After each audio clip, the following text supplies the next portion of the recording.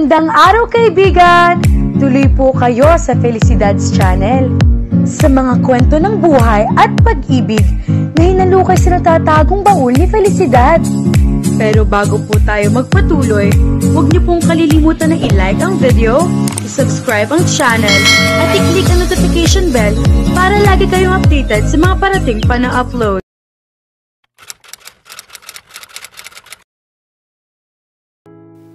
Ang sarap talaga ng sauce ng barbecue mo, Lenny. Parang may gayuma. Babalik-balikan mo ang timpla. Sabi ni Bongbong habang pinapapak ang isaw na binili nito sa kanya. Anong ibig mong sabihin? Ginagayuma ka ni Lenny kaya patay na patay ka sa kanya? Tanong ni Milet dito. Kung si Lily ang mortal enemy number 1 nito, ang manliligaw naman niyang si Bongbong ang pumangalawa sa listahan nito. Ikaw ang nagsabi noon, hindi ako. Sagot ni Bongbong na hindi tinapunan ng sulyap si Milet. Nakangiti ito habang nakatitig sa kanya. Nagbo-beautiful eyes pa. Hindi ka na bababalik sa pamamasada mo?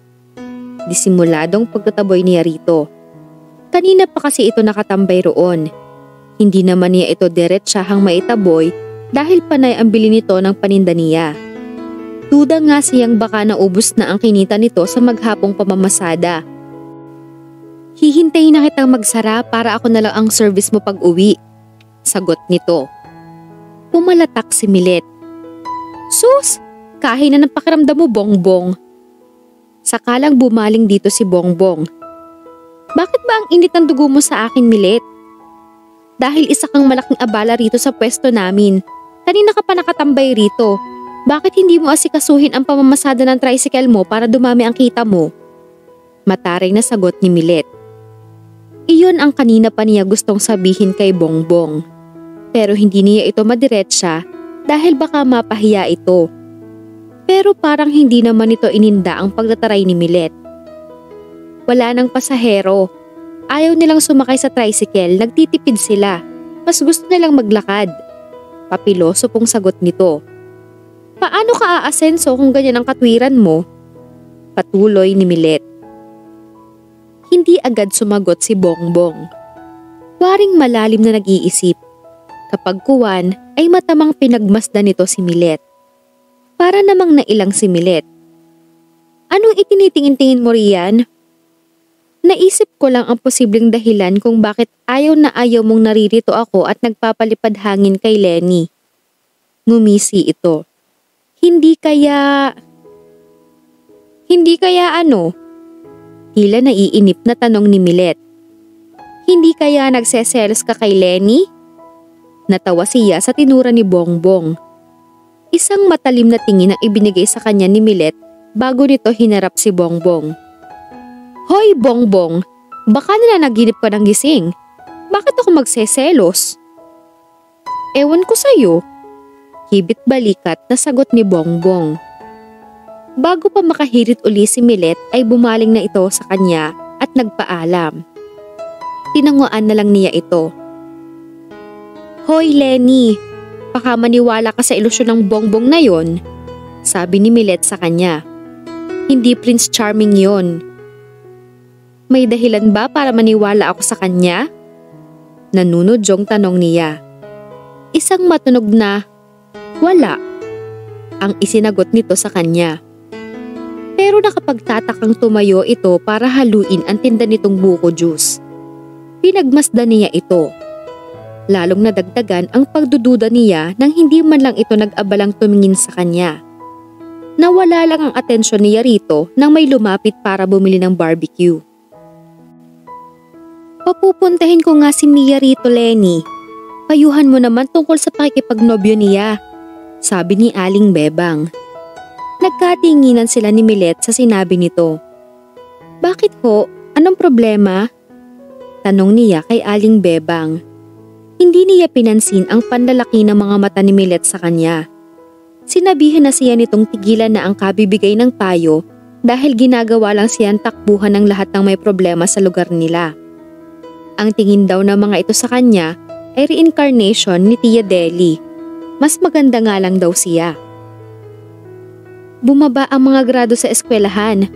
Paano'y inaabot ng hating gabi ang nobyo sa pagdalaw sa bahay? Hindi na tuloy nakakapag-aral ng leksyon niya. Sagot nito. Natatakot akong baka hindi siya magtapos ng valedictorian sa high school. Iyon pa naman ang inaasahan ko para malibre siya sa pag-aaral sa kolehiyo.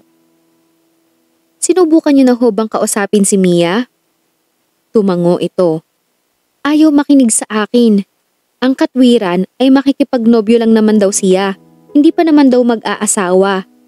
Wala raw siyang balak na matulad sa akin na maagang nag-asawa, kaya naghihirap ang buhay. Baka sa boses nito ang lungkot. Naawa naman siya rito. Sige ho, papuntahin niyo rito. Titingnan ko kung anong magagawa ko. Sagot niya. Tila nakahinga naman ito ng maluwag. Hindi matapos-tapos ang pasalamat nito sa kanya hanggang sa makaalis. Ako rin, Lenny. Ano kaya ang maipapayo mo sa akin para mapasagot kita? Tanong ni Bob. Mataba ito kaya ganoon ang bansag ng mga taga roon sa kanila. Iyon ang nakasanayan niyang itawag dito. Hindi niya alam ang tunay na pangalan nito. Si Milet na ang sumagot dito. Magpaliposuction ka muna. Si Milet naman palabiro. Nagkakamot sa ulong sabi ni Bob. Hindi ako nagbibiro. Best friend ko si Lenny kaya alam ko ang type niya sa magiging boyfriend. Ang gusto niya, mukhang baby na macho. Hindi yung lalaking puro baby fats. Nagtatanong ang mga matang tumingin sa kanya si Bob. Nagbibiro lang si Milet, Bob. Sabi niya. Palihim niyang inapakan ang paa ni Milet para wag nang humirit pa ito. Sakalang tila nagliwanag ang mukha nito. Pagkatapos kunin ang pinalutong barbecue at liempo ay nakangiting umalis na ito. Pinapaasa mo yung tao sa ginagawa mo, sabi ni Milet. Hayaan mo na siya. Hindi naman formal na nanliligaw yun, sabi niya. Kahit maraming nagpapalipad hangin sa kanya sa ihawan, ay wala namang nagtangkang pumanhik sa bahay ng Tita Edna niya para formal na manligaw. Bagay na ipinagpapasalamat niya. Wala naman siyang balak na makipagnobyo sa panahong iyon. Excuse me. Halos sabay na nag-angat ng mukha sina Lenny at Milet. Walang bumibili sa paninda nila kaya nakaupo lang sila sa bangko at nagkikwentuhan. Tumambad sa paningin nila ang isang nakangiting babae. Tumirik kasi ang sasakyan ko sa may kanto. Magtatanong lang sana ako kung may malapit na talyer dito. Si Bongbong ang sumagot dito. Meron akong alam na talyer sa kabilang kanto. Kaibigan ko ang may-ari nun. Pwede bang magpasama roon? Alanganing tanong ng babae. Sure, sagot naman ni Bongbong. Hoy Bongbong, magpakabait ka ha? Pahabol ni Milet dito. Kunot noong tiningnan ni Lenny si Milet. Pero kay Bongbong nakatingin si Milet. Madilim ang mukha nito. Bakit? Dati na naman akong mabait ah. Nakangiting sagot ni Bongbong. Bumaling ito sa babae. Tara na miss. Tumingin sa kanya ang babae. Tila nang hihingi ng saklolo. Mabait si Bongbong miss. Sasamahan ka niyan sa talyer ng kaibigan niya. Paniniyak niya rito. Wala namang record sa barangay nila si Bongbong na nambastos ng babae. Sa katunayan ay gentleman ang tingin niya rito. Thanks, sabi nito. Sakalang ito sumunod kay Bongbong. Tiningnan niya si Milet. Masama pa rin ang mukha nito habang sinusundan ng tanaw si Bongbong at ang babae. Mukhang mayaman ang isang yun, sabi nito. Mukha nga, sang-ayon niya. Signature ang suot nito mula ulo hanggang paa. Iyong tipo ng mga gamit na sa mamahaling butik sa mall lang nila nakikita kapag nagwi-window shopping sila. Iyon lang ang libangan nilang magkaibigan kapag wala silang magawa. Bakit mo nga pala sinabing magpakabait si Bongbong kanina? Tanong niya. Wala lang, paiwas na sagot nito. Hindi na niya kinulit ito. May namumuong hinala sa isip niya pero gusto niyang kusang magtapat ito sa kanya kapag handa na ito. "What do you call this again?" Itinaas ni Aiza ang hawak na isang stick ng isaw. Hindi na niya mabilang kung ilang stick na ang nakain ito. "Isaw," sagot ni Lenny. "Masarap pala ang isaw," komento nito at muling kumagat sa isaw. Nagkatinginan sila ni Milet. Pagkatapos magawa ang sasakyan ni Aiza sa talyer ng kaibigan ni Bongbong, ay bumalik pa ito sa pwesto nila para magpasalamat. Ipinarada nito sa kabilang kalsada ang dala nitong RAV4. Nakiupo ito sa bangko nila at nakipagkwentuhan kaya nalaman nila ang pangalan nito. Galing daw ito sa subdivision na malapit doon nang tumirik ang sasakyan nito. Bumili ito ng tinda nila at kumain. Hindi sila nakapansin ng kahit na anong pandidiri sa parte nito habang tila sarap na sarap ito sa pagkain ng tinda nila. Sa katunayan ay mukhang enjoy na enjoy pa ito. Wala itong pakialam kahit na nakakatawag ito ng pansin ng ibang bumibili sa kanila dahil halatang halata ang kaibahan nito sa kanila. Sa tansya niya ay kaedad nila ito. Hindi maikakailang mayaman ito sa klase ng pananamit nito. 3 ang butas sa kaliwang tainga nito na may nakakabit na iba't ibang klase ng hikaw at 2 naman sa kanang tainga. Maikli ang buhok nito na may highlights pa. Pero ang talagang giveaway sa estado nito sa buhay ay ang malaporselanang kutis nito. Aristokratang aristokrata ang dating ng matangos na ilong nito. 5 pa ngang stick ng isaw, sabi nito nang maubos ang kinakain. At 1 order ng gulaman. "Hindi ka pa ba busog?" Hindi nakatiis na tanong ni Milet. Halatang amused ito sa appetite ng bisita nila. Umiling ito. "Masarap ang tinda nyo, bago sa panlasa ko," sagot nito. Nagkibit balikat si Milet. "Hindi kaya maimpatsyo yan?" Pabulong na tanong nito sa kanya. "Wag naman sana," aniya. Nagsalang siya ng 5 stick ng isaw tulad ng sabi ni Aiza. Maluluto na iyon nang marinig niyang may tumunog na cellphone. Nilingon niya ang pinanggagalingan niyon.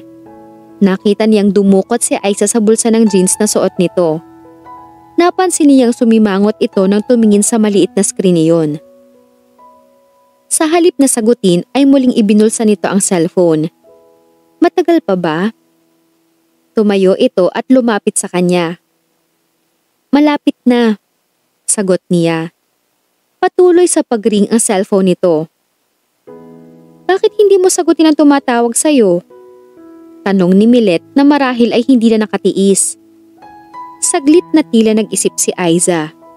Kapag kuwan ay muling dinukot ang cellphone. Sinagot iyon ng isang walang ganang, "Hello?" Sandaling nakinig ito sa sinasabi sa kabilang linya. "Don't worry, I'll be heading straight home." Tila iritadong sabi nito. Ilang sandali pa ay tinapos na nito ang pakikipag-usap. "Pwede bang ipabalot na lang?" Tanong nito sa kanya.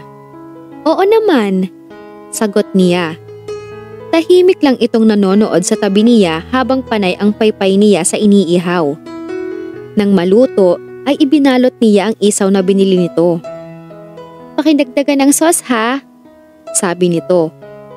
Dinagdagan naman niya iyon bago iniabot dito. "I like you," sabi nito nang iabot sa kanya ang bayad.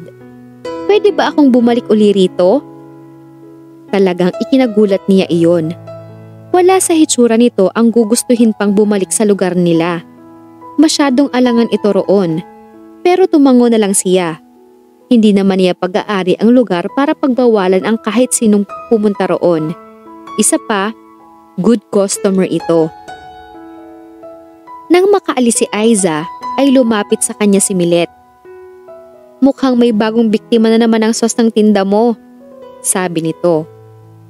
"Babalik nga kaya iyon?" "Ewan ko." Sa sandaling paghaharap nila ni Aiza, aminado siyang magaan ang loob niya rito. Sana nga bumalik yon. Dumadami lalo ang bumibili sa atin dahil sa kanya. Dagdag pa ni Milet. Halatang nabago ang impresyon nito kay Aiza. Hindi niya pwedeng kontrahin ang sinabi nito. Maraming bumili ng araw na iyon dahil kay Aiza. Para bang curious ang mga ito kung bakit may mestisang naligaw sa pwesto nila. Pero alangan nga ito sa lugar nila. Lalo pa ang tumambay roon. Nagdududa siya kung babalik pa ito roon. Sigurado ka bang hindi ka absent ngayon, Aiza? Nagdududang tanong ni Lenny rito. Mahigit 1 buwan na ang nakalilipas mula nang humingi ito ng tulong sa kanila. Tinotoo nga nito ang sinabing babalik ito roon. Katunayan ay regular na nila itong bisita sa ihawan. Maging si Milet ay kaibigan na rin ang turing dito. 100% sure. Sagot ni Aiza na hindi natinag sa pagpapaypay sa iniihaw. Ganoon ito tuwing dumarating doon. Agad na inaako ang pagpapaypay sa iniihaw. Walang pakialam ito kung amoy usok man ito pag-uwi. Absent ang teacher ko sa last subject ko, kaya dito na ako dumiretso. Lagi niyang pinagsasabihan ito na wag nang maging pala absent. Nagtapat kasi ito na tinatamad pumasok sa eskwelahan at laging naglalakwat siya. Sinabi niyang maaari lang na pumunta ito roon kung talagang wala itong pasok. Nalaman na rin nilang first year college ito sa Assumption at nakatira ito sa Forbes Park. Masyadong vocal ito sa pagsasabi tungkol sa private life nito. Pero hindi ito ang tipong mayamang mata pobre. Sobrang down to earth nito. Barbecue nga, Aiza. Kandautal na sabi ni Bob. Ilan? Tanong niya. 10. Sagot nito. Ni hindi siya nito tinapunan ng sulyap. Gulaman, Bob? Tanong ni Milet dito. Kumango si Bob, pero nanatiling kay Aiza nakatingin. Napapailing na lang siya habang pinagmamasdan ang mga ito. Mula nang makita ni Bob si Aiza, ay nabaling na kay Aiza ang pagtingin ni Bob sa kanya. Marami pang mga taga roon ang attracted kay Aiza at vocal ang mga ito sa pagpapahatid ng paghangang iyon. Hindi naman niya pinipigilan ang mga ito dahil hindi naman bastos ang dating sa kanya. Si Aiza man ay hindi sinusupladahan ang mga ito. Abalang-abala sa pagpapaypay si Aiza habang masayang nakikipagkwentuhan sa kanila. Aminado siyang lalong naging masaya sa pwesto nila mula nang dumating ito. Madaldal din ito kagaya ni Milet kaya magkasundo ang mga ito. Oh Aiza, baka magkulay-uling ka na rin. Biro ng bagong dating na si Bongbong. Galing ito sa pamamasada. Malapit na rin ito kay Aiza. Kaya nga wag kang masyadong tumabi at baka mahawa sa'yo. Pasaring ni Milet dito. Tiningnan ni Bongbong ang sariling braso. Hindi naman ako kulay-uling. Umismid si Milet. Anong tawag mo sa kulay mo? Kayong mangging kaligatan. Ito ang kulay na gustong-gusto ng mga babae. Sagot ni Bongbong. Talaga lang ha? Sino naman ang mga babaeng humahabol sa'yo? Hindi ayon sinagot ni Bongbong. Sa halip ay bumaling ito sa kanya. Barbecue nga Lenny, 2. Kumuha siya ng order nito at isinalang iyon sa ihawan. Mukhang wiling-wili ka na rito, Aiza. Sa bagay, para hindi lang si Lenny ang maganda rito, sabi ni Bongbong. Sabay-sabay silang napatingin kay Milet. Nabitiwan nito ang hawak na baso. Sorry. Hinging paumanhin ito sa bumibili ng gulaman. Kumuha ito ng panibagong baso at nagsalin doon. Nilapitan niya ito. Okay ka lang ba?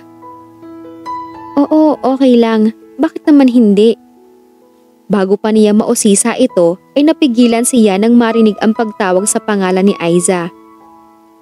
Nandito na naman si Hitler. Narinig niyang bulong ni Aiza habang nakatingin sa lalaking palapit sa ihawan. Ano kaya ang magiging bahagi ni Aiza sa buhay ni Lenny? At sino kaya ang lalaking papalapit na tinawag ni Aizang Hitler? Abangan natin sa susunod. na kabanata.